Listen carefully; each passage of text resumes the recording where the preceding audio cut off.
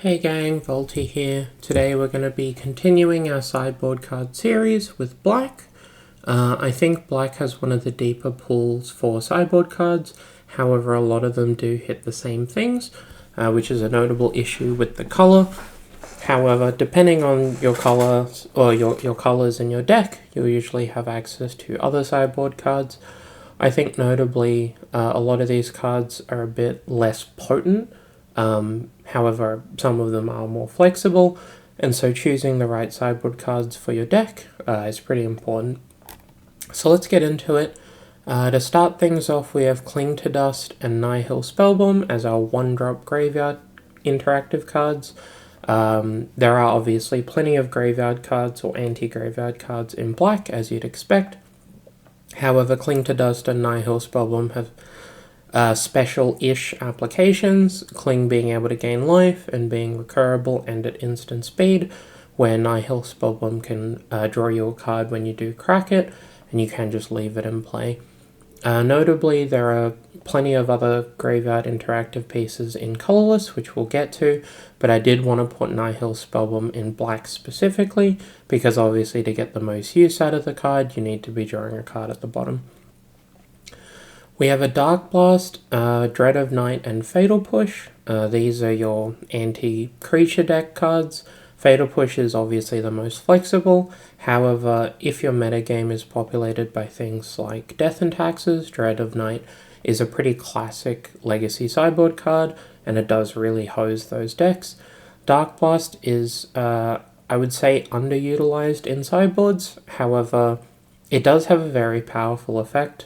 Being recurable and being able to pick off multiple mana dorks over the course of a game, as well as minor utility creatures, does have value if you plan on using a graveyard or if you can work out of the graveyard. The dredge aspect is also good. Then we have Duress and Thoughtseize. Technically, Inquisition, Dreams of Steel and Oil, and Dreadfugue are all here as well. But I think realistically, if you're playing discard spells in the main, Duress is going to be the one in your sideboard. And if you're not playing discard spells in the main, Thoughtseize and then Duress are probably going to be the two that you pick. So I wanted to put them into this sheet so that you would be reminded of them when building your decks. For 2-drops, we have a couple of different pieces that do different things. So for Graveyard Hate, we have Voidwalker, Emperor of Bones, and Yix-Lid Jailer. I would say that these three all have different applications. Jailer is very powerful if you play against a certain metagame where exiling chunks of their graveyard isn't enough, and if you don't plan on using your own graveyard. It's also a zombie and a wizard, both of which are relevant creature spell tags, so it's something worth noting there. But otherwise, Voidwalker and Emperor of Bones are probably just going to be better. We have Collective Brutality and Turak Dread Cantor. These are your extra discard spells that you can put in the sideboard. I've also put him to Turak in my sideboards before, however that card has fallen off a little bit, and anyone who's still playing him is probably playing it in their main deck. We then have 3 removal spells. There are plenty of other removal spells you can play in black, however these are the noteworthy ones in my opinion. Feed the Swarm can hit enchantments. This comes up a lot against Blood Moon and Back to Basics, but obviously it does have other applications as well, and the fact that you can destroy a creature is nice. You do lose life, so you do have to be mindful of that. If you're playing 8 points and you're taking a lot of shockland damage, this card does get worse. If you're in a color that can deal with enchantments, like white or green, then this card also loses equity, so it's mainly if you're in black-red or black-blue or in Grixis. Or mono-black, obviously. Go for the Throat and Sheoldred's Edict have different applications as well. Sheoldred's Edict can hit Planeswalkers, and it can hit Marit Lage even with a Sylvan Safekeeper in play. Go for the Throat is generally more flexible and will always kill the thing that you want it to kill, unless you're against bots. Meat Hook Massacre is the last 2-drop that isn't a threat, and it's a very interesting card. I've put it in a lot of Lurrus sideboards, for example. Having a Wrath that you can Lurrus is quite powerful, and the additional life loss and life gain aspects do add up over time, because it will just sit and play and keep chunking away at your opponent. And then lastly, we have Dark Confidant and Bitter Blossom. Bob is a pretty classic sideboard card. If you're playing a combo deck like Breach and your mana cost on average is very low and you expect your opponent to side down on removal, Bob's usually a safe bet. However, there are higher impact cards that you could be playing in that slot. So it really depends on the nature of your sideboard and how you expect post-board games to go. Bitter Blossom is a pet card, I won't deny that. However, I do think that this card is uniquely powerful. For a 2-mana enchantment, you have the ability to just win the game if your opponent plans on trading with your creatures 1-for-1. It's also very powerful if you're in white and you're playing equipment.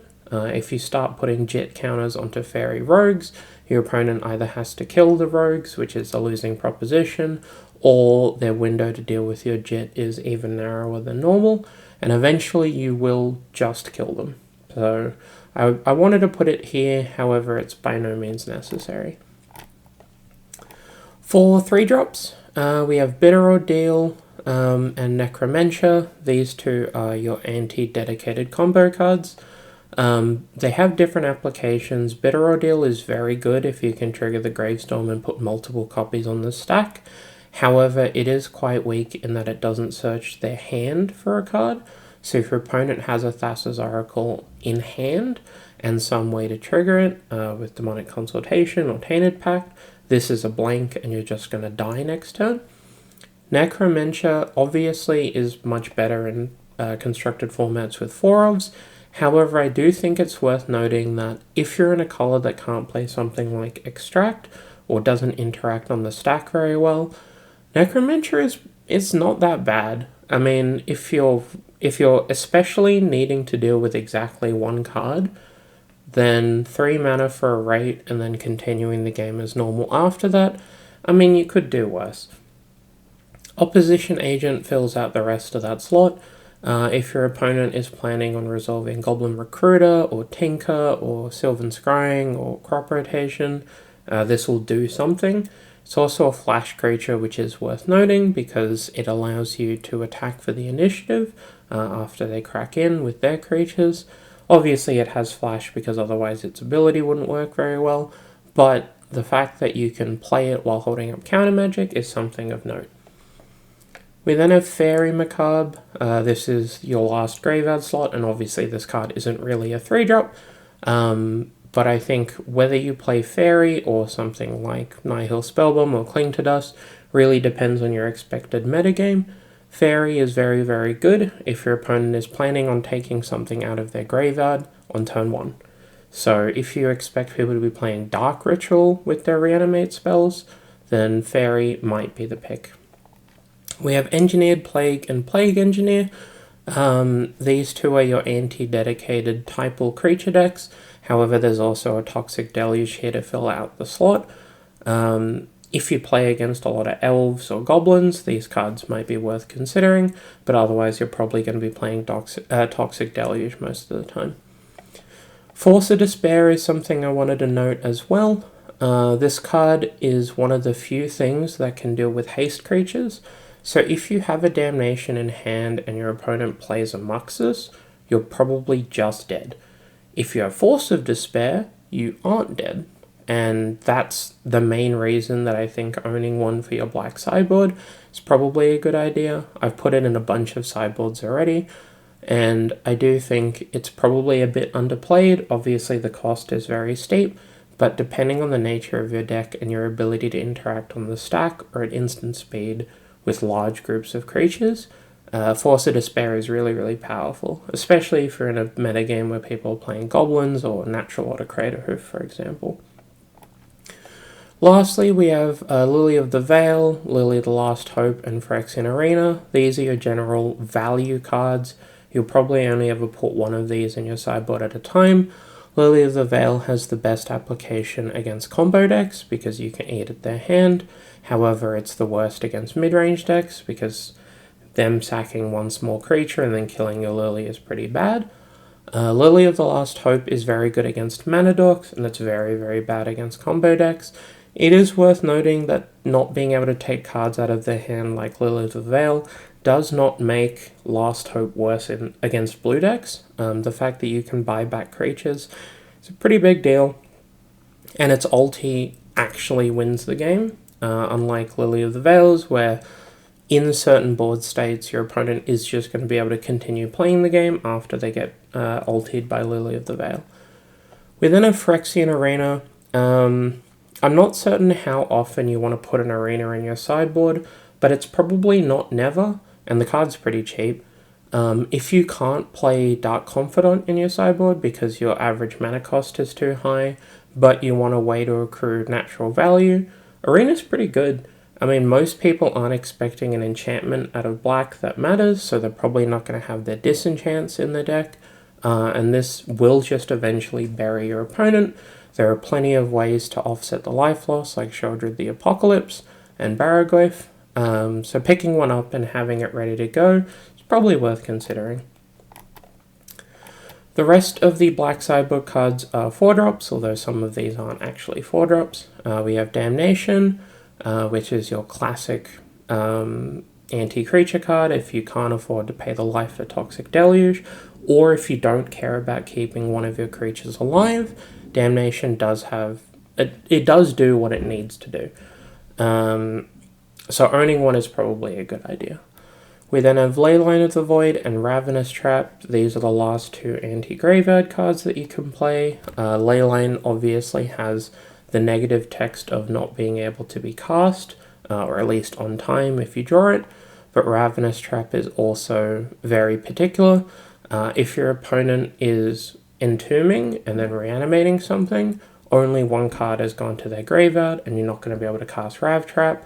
So this is really only for things like Breach, and I guess other kinds of Storm decks, maybe Dredge, and maybe some variants of Flash Hulk, I would say. Notably, Ravenous Trap is a way to hit the graveyard at instant speed for 0 mana for decks that aren't black.